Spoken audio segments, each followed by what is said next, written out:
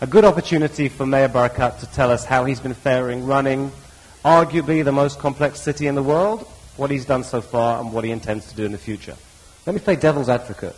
How dare Jerusalem, when the government is trying to create a climate working with the Americans to resume peace negotiations, all of a sudden a massive new building project is announced over what was the 1967 Green Line in Gilo. I stress I'm playing devil's advocate here.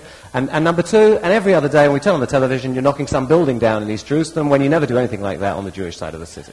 The Israeli Supreme Court enables people to live, Arabs on the west side and Jews on the east side. We have one law that does not discriminate. And some of the requests and demands that I hear in the world are discriminating goals that they would not even dare to say at their own home, at their own countries. And I don't accept that. I remind them that there's not city in the world, not one city in the world that is divided that ever worked.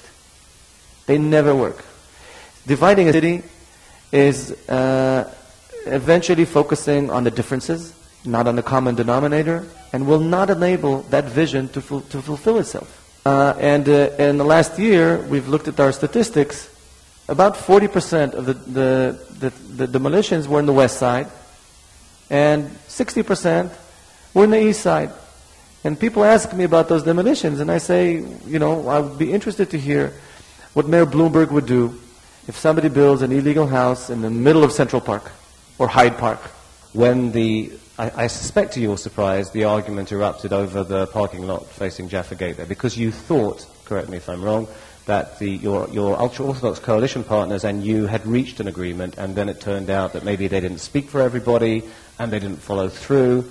I mean, how did you feel? Did you feel that you were let down, and where is this going to end? I did not know the Eda Haredit.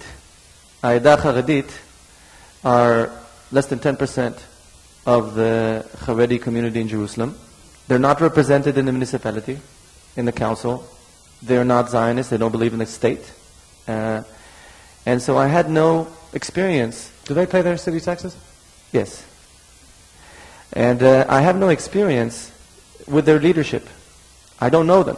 I did not know them. You know, it's easy to spark the city. It's much harder to maintain quiet and peace and work behind the scenes to resolve issues. And Intel is one of them. I believe that hopefully we're behind this whole issue. I prefer not to discuss the details and let the city calm down. The fact is that Intel is here, and I believe they're happy, and they are considerate more than they were before, not because of the pressure, because they realized that they could do that, and why not? Why not be considerate? Okay. How are you doing on the negative migration thing? My understanding is there still is negative migration, but the rate has slowed. So you know, statistically you can make that sound quite good, but in fact there still is an outflow of modern Orthodox secular Jerusalemites and an increase of the ultra-Orthodox proportion in the city. Even from narrow political points of view, that must be troubling. It's easier to keep a young person that lives here and loves it than to bring somebody new.